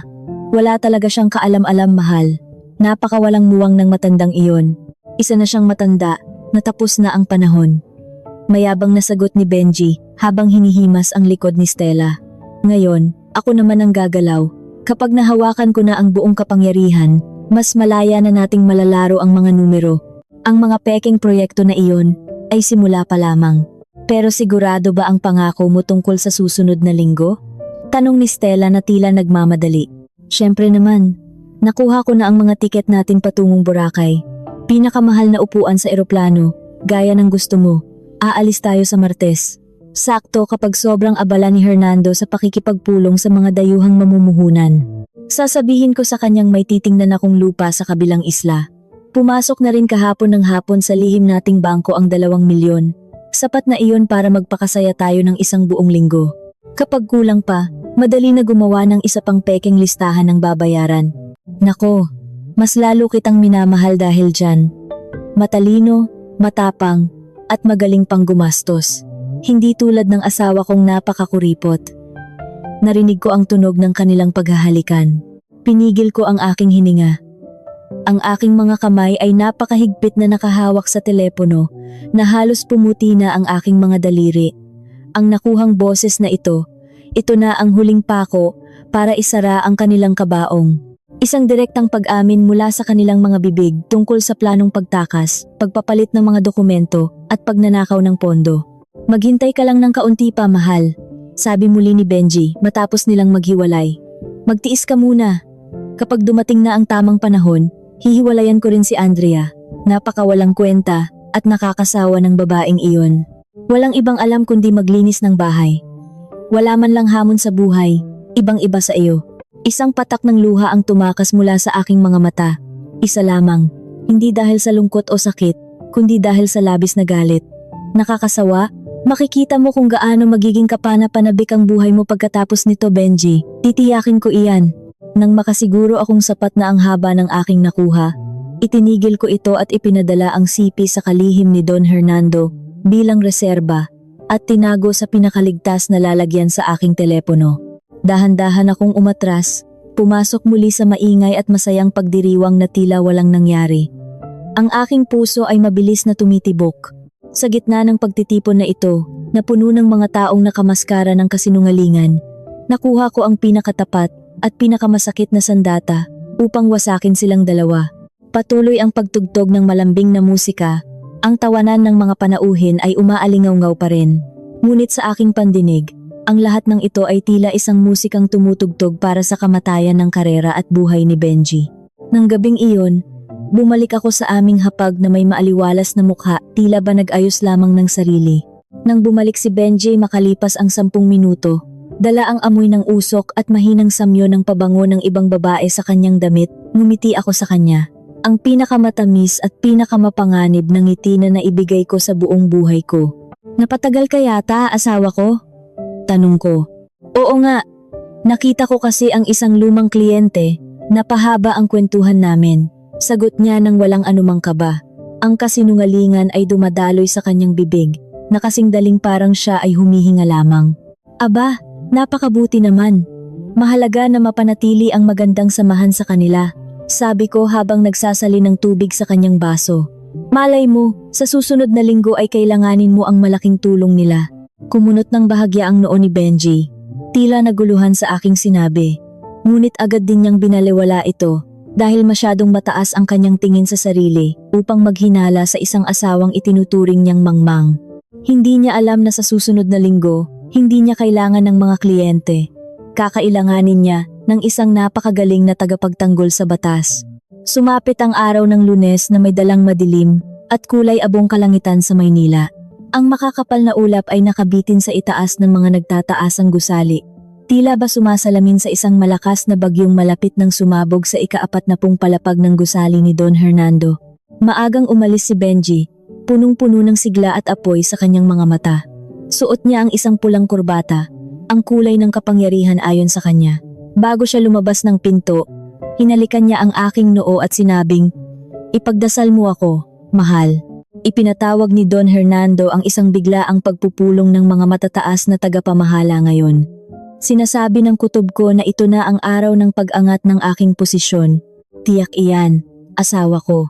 Palagi kitang ipinagdadasal. Sagot ko habang pinapagpag ang kanyang balikat. Sana makuha mo kung ano talaga ang nararapat para sa iyo. Tumawa ng malakas si Benji. Ginulo ng bahagya ang aking buhok at umalis nang hindi na lumilingon pabalik. Hindi niya napansin na hindi na ako nakasuot ng simpleng pambahay ngayong umaga. Sa ilalim ng aking balabal, nakasuot na ako ng isang matigas na puting formal na damit at itim na pantalon. Isang oras matapos siyang umalis, minaneho ko ang aking sasakyan sa gitna ng matinding trapiko ng lungsod. Ang aking tunguhin ay iisa, ang gusali ni Don Hernando. Ngunit hindi ako dumaan sa pangunahing pasukan ng mga karaniwang tao. Ang tapat na kalihim ni Don Hernando ay naghihintay na sa akin sa lihim na pasukan sa ilalim ng gusali. Magandang umaga po, Ginang Andrea. Bati ng kalihim, ang kanyang mukha ay nababalot ng tensyon ngunit puno ng paggalang. Alam niya kung ano ang magaganap ngayong araw. Siya ang isa sa mga iilang tao na lubos na tapat kay Don Hernando at matagal nang nasusuya sa pagiging mapagmataas ni Benji sa loob ng opisina. Nakahanda na po si Don Hernando sa loob ng kanyang silid. Magsisimula ang pagpupulong sa loob ng 15 minuto. Maraming salamat. Handa na ba ang lahat ng mga kagamitan? Opo. Ang mga kable, ang tumutunog na aparato, ang malaking salamin para sa pagpapalabas, lahat ay nakaayos na upang makonekta agad mula sa gitnang hapag. Sumakay kami sa isang pribadong asensor na mabilis na umakyat patungo sa ika-40 palapag. Nakaramdam ako ng kaunting pag-ugong sa aking tainga dahil sa bilis ng pag-angat. Nang bumukas ang pinto, ang malawak at marangyang tanggapan ng kumpanya ang bumungad sa akin. Makintab na sahig, pader na gawa sa salamin, at ang tahimik na pagiging abala ng lahat ng mga nagtatrabaho. Ngunit ngayong araw, iba ang simoy ng hangin. Mayroong kaba na gumagapang sa paligid. Tila ba naaamoy ng mga kawani na may dugong dadanak anumang oras. Naghintay ako sa loob ng pribadong tanggapan ni Don Hernando na may direktang pinto patungo sa malaking silid pulungan. Mula sa maliit na siwang ng kurtina, nakikita ko ang mga nangyayari sa loob. Isang napakalaking bilog na hapag ang sumasakop sa buong silid. Sa paligid nito ay nakaupo ang mga pinakamatataas na pinuno ng kumpanya na may mga seryosong mukha. Tila nagtatanong sila kung bakit may bigla ang pagpupulong ng ganito kaaga. Sa dulo ng hapag, nakaupo si Benji ng napaka-relax. Pinaglalaruan niya ang kanyang mamahaling panulat, napakatiwala sa sarili, at nagagawa pang makipagbiruan sa katabing tagapamahala. Pagkatapos ay bumukas ang pangunahing pinto, pumasok si Stella. Naroon siya hindi bilang asawa, kundi bilang kinatawan ng isang posisyon na hawak ng kanilang pamilya. Suot niya ang isang puting formal na damit na napakaagaw pansin. Umupo siya sa tapat mismo ni Benji. Nagpalitan sila ng mabilis na tingin, isang mabilis na pagkindat na halos hindi mapansin bago muling ibinalik ni Stella ang kanyang pekeng seryosong mukha. Huling pumasok si Don Hernando. Biglang nanahimik ang buong silid. Hindi siya nakangiti. Ang kanyang mukha ay kasing tigas ng bato. Umupo siya sa pinakasentro. Inilapag ang isang pamilyar na asul na pabalat sa ibabaw ng hapag. Ang mismong pabalat na ibinigay ko sa kanya sa paliparan. Magandang umaga. Ang boses ni Don Hernando ay mabigat at umaalingaw-ngaw. Ipinatawag ko kayong lahat dito upang pag-usapan ang isang napakahalagang pagbabago sa pamunuan para sa kinabukasan ng ating kumpanya. Itinuwid ni Benji ang kanyang pag-upo. Ang kanyang mukha ay lalong nagliwanag. Inakala niya na ang salitang pagbabago ay nangangahulugang pagtatanggal sa mga matatandang tagapamahala at ang opisyal na pag-angat niya sa kapangyarihan. Ngunit bago tayo mag-usap tungkol sa kinabukasan, pagpapatuloy ni Don Hernando, ang kanyang matatalim na mata ay dahan-dahang tumutok kay Benji. Kailangan muna nating linisin ang nakaraan. Mayroong isang linta na sumisipsip at sumisira sa kumpanyang ito mula sa loob. Isang linta na binigyan ko ng pagkain, binigyan ko ng posisyon, ngunit kinagat pa ang sarili kong kamay. Bahagyang nanginig ang ngiti sa mukha ni Benji. Lumingon siya sa kaliwa at kanan, bakas ang kalituhan. Ibig po ba ninyong sabihin, may natuklasan ang ating mga tagasuri mula sa labas? Tanong niya. Sinusubukang magtunog nagmamalasakit. Hindi ang mga tagasuri mula sa labas, Benji. Malamig na sagot ni Don Hernando, kundi isang pagsusuri mula sa loob na ginawa ng isang taong pinakakilala ang bawat galaw mo. Iyon na ang aking hudyat. Huminga ako ng malalim at hinawakan ang malamig na hawakan ng pinto. Handa na ba ang buong silid? At lalong-lalo na si Benji, sa malakas na pagyanig na wawasak sa lahat ng kanyang kasinungalingan sa sandaling pumasok ako sa pinto na ito. Dahan-dahan kong itinulak ang mabigat na pintong gawa sa matibay na kahoy. Ang tunog ng aking sapatos na tumatama sa makintab na sahig ay bumasag sa nakakabinging katahimikan ng malaking silid pulungan. Bawat hakbang ay tila pagpatak ng oras patungo sa kanilang katapusan. Lahat ng ulo ay lumingon sa aking direksyon. Nanlaki ang mga mata ni Benji, tila nakakita ng isang nakakatakot na multo. Ang kanyang bibig ay bahagyang nakaawang, ngunit walang anumang tunog na lumalabas. Si Stella naman na kasalukuyang umiinom ng tubig, ay biglang nabulunan at naibaba ang kanyang baso ng pabalagbag, dahilan upang tumapon ang kaunting tubig sa hapag. Andrea? Bulong ni Benji. Ang kanyang boses ay puno ng pagtataka at namumuong kaba. Halos mapatayo siya sa kanyang inuupuan. Mahal! Anong ginagawa mo rito? Bawal ang mga hindi kasali sa pagpupulong na ito. Umuwi ka na. Hindi ko siya sinagot. Hindi ko man lang siya tinitigan ng matagal. Ang aking mukha ay nanatiling malamig at walang emosyon. Naglakad ako ng tuwid patungo sa gitna. Nilagpasan ang mga silya ng mga matataas na pinuno na nakatingin sa akin ng may matinding kalituhan. Huminto ako sa tabi ni Don Hernando, kung saan nakahanda na ang kable na magdudugtong sa aking kagamitan patungo sa malaking salamin sa unahan. Andrea, umuwi ka na sabi, sigaw ni Benji. Sa pagkakataong ito, tumaas na ang kanyang boses, isang paghahalo ng galit at matinding takot. Huwag mo akong ipahiya rito. Umupo ka, Benji.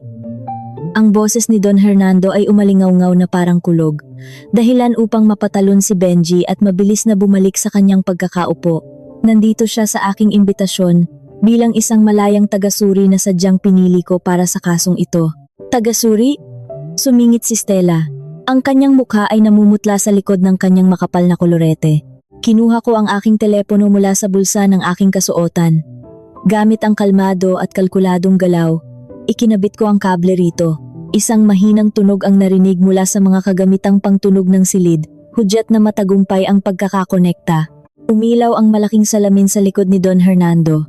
Ipinapakita ang eksaktong nilalaman ng hawak kong kagamitan. Tinitigan ko ngayon si Benji, diretso sa kanyang mga mata na nagsisimula ng pamutihan ng malamig na pawis. Tinatanong mo kung bakit ako nandito, asawa ko? Tanong ko gamit ang isang kalmado, ngunit matalim na boses na pinalakas ng kagamitang pangtinig sa aking harapan. Nandito ako upang ipagmalaki ang lahat ng iyong pinaghirapan sa nakalipas na 2 taon. Ang aking hintuturo ay lumutang sa itaas ng salamin ng aking telepono, eksakto sa ibabaw ng nakuhang boses na pinangalanan kong pagkakanulo. Andrea, huwag kang gagawa ng kalokohan, banta ni Benji. Namumula ang kanyang buong mukha, ngunit hindi siya makagalaw dahil 2 malalaking lalaking nagbabantay sa kapayapaan ang pumasok at tumayo sa harap ng pinto. Sana ay magustuhan ninyo, mga ginoo at ginang, sabi ko ng napakalamig. Pinindot ko ang palatandaan upang magsimula ang tunog. Ang nakakadiring halinghing ni Stella at ang pamilyar na tawa ni Benji ay sumabog at pumuno sa buong silid pulungan. Napakalinaw, napakalakas, at hindi maaaring pabulaanan. Nakakabaliw. Wala talaga siyang kaalam-alam, mahal. Narinig ang boses ni Stella sa buong silid. Maghintay ka lang ng kaunti pa, mahal. Sumunod ang boses ni Benji mula sa aking kagamitan. Kapag dumating na ang tamang panahon, hihiwalayan ko rin si Andrea. Napakawalang kwenta at nakakasawa ng babaeng iyon. Ang mga mukha ng mga matataas na tagapamahala ay napuno ng pandidiri at pagkagulat. Nagsimula silang magbulungan. Tinakpan ni Stella ang kanyang mukha gamit ang kanyang dalawang kamay. Ang kanyang buong katawan ay nanginginig ng matindi. Si Benji naman ay tila naging isang rebultong natutunaw sa ilalim ng mainit na araw, maputla, wasak at walang kalaban-laban. Ngunit hindi pa ako tapos. Matapos ang tunog na iyon, binuksan ko ang sumunod na pahina, ang larawan ng daloy ng salapi. Hindi lamang ito simpleng pagtataksil sa asawa, paliwanag ko. Tila ba nagpapaliwanag ng isang pangkaraniwang takbo ng negosyo. Ito ay ang malinaw na paggalaw ng 35 milyong piso na ninakaw at inilipat sa mga pekeng kumpanya na pagmamay-ari ni Ginoong Benji at Ginang Stella. Ipinakita sa malaking salamin ang mga numero na kulay pulang-pula. Ang hindi mapapasubali ang ebidensya ng kanilang matinding kasakiman. Ang silid pulungan ay hindi na isang lugar ng kalakalan, kundi isang hukuman kung saan ang parusang kamatayan para sa karera ni Benji at dignidad ni Stella ay kasalukuyang binabasa. At ako, ang asawang tinawag nilang nakakasawa, ang nagsisilbing hukom at tagabitay. May idadagdag pa ba kayo, Andrea? Tanong ni Don Hernando, kahit alam na niya ang sagot. Tumango lamang ako ng bahagya. Tinitigan niya si Benji nang may pamatay na paningin. Tapusin na natin ito. Ang katahimikan na sumunod ay higit na mabigat kaysa sa mga sementadong pader ng gusaling ito. Walang sino man ang nangahas na huminga ng malakas. Ang mga mata ng lahat ay nakapako sa dalawang tao sa dulo ng hapag, na ngayon ay mukhang mga bilanggo na naghihintay ng parusa. Nakatayo ako ng tuwid sa tabi ni Don Hernando. Ang aking puso ay mabilis na tumitibok hindi dahil sa kaba, kundi dahil sa nag-uumapaw na kapangyarihan habang pinapanood ang kanilang reaksyon. Kasinungalingan iyan. Biglang tumili si Stella, bumasag sa katahimikan gamit ang isang matinis na boses na nakakabingi. Tumayo siya at itinuro ang aking mukha gamit ang kanyang nanginginig na hintuturo. Ang kanyang mahahaba at pulang mga kuko ay tila mga kalmot ng isang mabangis na hayop. Sinungaling siya. Nagseselos lang ang babaeng iyan sa akin. Iniba nila ang tunog na iyon. Baliw si Andrea. May sakit siya sa pag-iisip. Tinitigan ko siya ng walang kahit anong emosyon, hindi nagpapadala sa kanyang pagwawala. Kasinungalingan? Tanong ko ng mahinahon. Umalingaw-ngaw muli ang aking boses. Ang paglipat ba ng kalahating milyong piso sa bangko ng iyong pansariling tsuper noong 12 ng Nobyembre ay isa ring kasinungalingan, Ginang Stella? Ang mga katibayang ito ay kinuha ko mismo mula sa kagamitan ni Benji na direktang nakakonekta sa yaman ng kumpanya. Pinindot ko ang pindutan sa aking telepono at inilipat ang larawan. Ngayon ay nakabalandra ang mga kopya ng aklat sa bangko at ang pagpaparehistro ng peking negosyo. Nakasulat doon ng malinaw ang pangalan ng dating tsuper ni Stella. At ito, patuloy ko habang itinuturo ang kabuuang halaga sa salamin. 35 milyon. Ang pera na dapat sana ay gagamitin sa pagpapalaki ng pagawaan sa probinsya, ngunit napunta lamang sa mga mamahaling bilihan ng damit sa ibang bansa at sa mga sugalan. Narinig ang mga pag-ungol ng pandidiri mula sa mga tagapamahala. Nakaramdam sila ng matinding galit at pakiramdam ng pagtataksil. Benji, magpaliwanag ka! Sigaw ng isa sa mga pinuno na matagal nang nagturo kay Benji sa trabaho. Sabi mo na ipit ang pondo sa mga papeles. Ninanakaw mo na pala. Nagulat si Benji sa sigaw na iyon. Lumingon siya sa paligid, naghahanap ng kakampi, ngunit walang kahit isang pares ng mata ang nakisimpatya sa kanya. Sa huli, tumingin siya sa akin. Ang kanyang tingin ay naging kaawa-awa. Ang mapanlinlang na tingin na palaging nagpapalambot sa aking puso noon. Tumayo siya ng dahan-dahan mula sa kanyang silya at sinubukang lumapit sa akin. Ang kanyang mga hakbang ay pasuray-suray. Andrea, mahal, pakinggan mo muna ako. Sabi niya habang nanginginig ang boses. Ang kanyang kamay ay nakaunat, tila nais akong hawakan. Pag-usapan natin ito sa bahay, wag dito. Nagkakamali ka ng iniisip. Ang lahat ng iyan, plano lahat ni Stella iyan. Pinilit lang niya ako. Tinakot niya ako. Sumigaw ng malakas si Stella nang marinig ang pagtataksil ni Benji. Walang hiya ka. Ikaw ang nag-aya sa akin. Ikaw ang nagsabing tanga ang asawa ko. Huwag mong ibato sa akin ang lahat ng kasalanan. Duwag. Ang kanilang pag-aaway sa loob ng sagradong silid-pulungan na ito ay isang nakakaawang tanawin na nagbibigay ng matinding kasiyahan sa aking kalooban. Dalawang daga na naipit sa sulok at nagkakagatan upang mailigtas ang kanilang sariling buhay. Magsitahimik kayo! Umalingaw-ngaw muli ang boses ni Don Hernando, sinabayan ng malakas na paghampas ng kanyang kamao sa matigas na kahoy na hapag. Muling nanahimik ang buong paligid. Umiyak ng mahina si Stella. Ang itim na pampaganda sa kanyang mga pilikmata ay nagsimulang tumulo at dumumi sa kanyang mga pisngi. Si Benji ay nanigas sa gitna ng silid. Ang kanyang mga peking luha ay nagsimulang mamuo sa kanyang mga mata. Dahan-dahang tumayo si Don Hernando. Hindi siya tumingin sa direksyon ng kanyang asawa. Ang kanyang mga mata ay tuwid na nakatutok kay Benji. Iniahon kita mula sa pagiging isang hamak na kawani lamang, Benji, sabi ni Don Hernando. Ang kanyang boses ay mababa, ngunit tumatagos. Pinag-aral kita. Itinaas ko ang iyong pwesto nang mas mabilis kaysa sa sinuman. Inihanda ko pa ang upuan ng pinakamataas na pinuno para sa iyo ngayong araw. At ito ang igaganti mo. Sinipingan mo ang asawa ko at ninakawan mo ang aking kumpanya. Patawad po, Don Hernando. Nagdilim lang po ang paningin ko. Biglang lumuhod si Benji sa malamig na sahig. Ang tanawing iyon ay napakababa. Ang prinsipe ng kalakalan ay ngayon nakaluhod at nagmamakaawa. Pangako po, ibabalik ko ang lahat ng pera. Bawasan niyo na po ang sweldo ko habang buhay, ayos lang. Huwag niyo lang po akong tanggalin. Huwag niyo po akong ipakulong. Masisira ang kinabukasan ko. Tinitigan ko ang tuktok ng ulo ng aking asawa habang siya ay nakadapa sa paanan ni Don Hernando. Dati, labis kong iginagalang ang lalaking ito. Hinahangaan ko ang kanyang sipag. Ngunit ngayon, habang nakikita ko siyang walang natitirang dignidad, ang lahat ng natitirang pagmamahal sa aking puso ay tuluyan ng naglaho na parang usok. Ang natira na lamang ay isang malamig na pagkaawa. Sira na ang kinabukasan mo simula pa noong unang segundo na nagdesisyon kang sirain ang aking tiwala. Malamig na sagot ni Don Hernando. Pagkatapos ay pinindot niya ang isang kagamitan sa kanyang hapag. Papasukin ang ating mga panauhin na naghihintay sa labas. Bumukas ng maluwang ang pinto. Pumasok ang 4 na malalaking bantay na sinundan ng 3 lalaking nakasuot ng uniforme ng alagad ng batas. Nagbago ang kulay ng mukha ni Benji mula puti patungong abo. Alam niyang tapos na ang kanyang maliligayang araw. Ginoong Benji at Ginang Stella, sabi ng isang alagad ng batas habang humahakbang palapit, may hawak na papel. Nakatanggap kami ng formal na reklamo tungkol sa matinding pagnanakaw ng pondo, panlilinlang, at pagtatago ng maruming salapi. Sumama kayo sa amin sa himpilan para sa masusing investigasyon. Tumili ng malakas si Stella nang hawakan ng isang babaeng alagad ng batas ang kanyang braso. Bitiwan niyo ako. Hindi niyo ba kilala kung sino ako? Asawa ako ng may-ari ng gusaling ito. Hernando, tulungan mo ako. Huwag ka lang tumayo dyan. Asawa mo ako. Tinalikuran siya ni Don Hernando. Tumingin sa labas ng bintana. Ayaw nang makita ang mukha ng babaeng sumaksak sa kanyang likuran. Ang asawa ko ay hindi nagnanakaw sa akin. Dalhin niyo na siya. Nagpupumigla si Stella.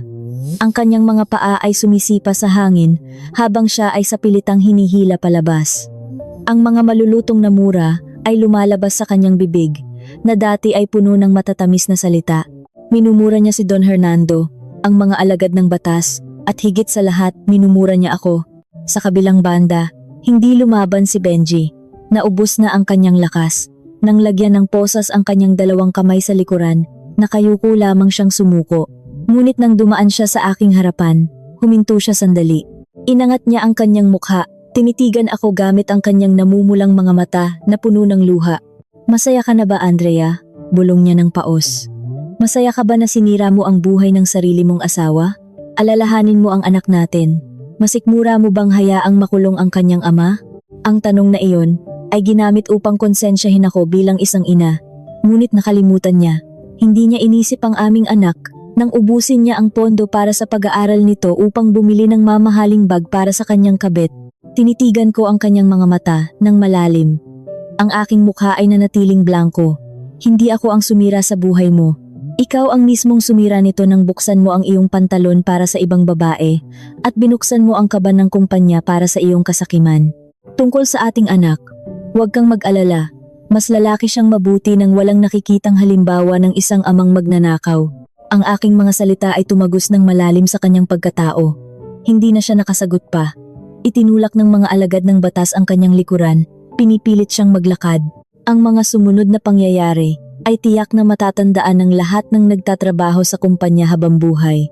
Iniwanang nakabukas ang pinto ng silid-pulungan. Pinaglakad sina Benji at Stella sa mahabang pasilyo na napapaligiran ng mga salamin na dingding ng mga manggagawa. Ang mga kawani na nakarinig ng gulo ay nagtipon-tipon na sa buong daanan. Si Benji, ang pinuno na palaging naglalakad ng taas noo at may mayabang na hakbang, ay ngayon naglalakad ng nakayuko, nakaposas at napapagitnaan ng mga pulis. Ang mga bulungan at gulat na tingin mula sa daan-daang tauhan na palagi niyang minamaliit noon ang sumabay sa kanyang paglalakad patungo sa asensor ng mga kargamento, hindi sa asensor ng mga matataas na tao. Ito ang pinakamalupit na paglalakad ng kahihiyan. Ang magandang pangalan na itinayo niya sa loob ng maraming taon, gamit ang mga kasinungalingan, ay gumuho at naging alikabok sa loob lamang ng ilang minuto. Nang mawala na sila sa paningin namin, nag-iwan ng isang napakalaking katanungan sa hangin. Hinarap ako ni Don Hernando na may kakaibang paghanga sa kanyang pagod na mukha. Tapos na ang paglilinis, ngunit paano tatanggapin ng aking puso ang katotohanang tuluyan ko ng giniba ang sarili kong pamilya gamit ang aking sariling mga kamay?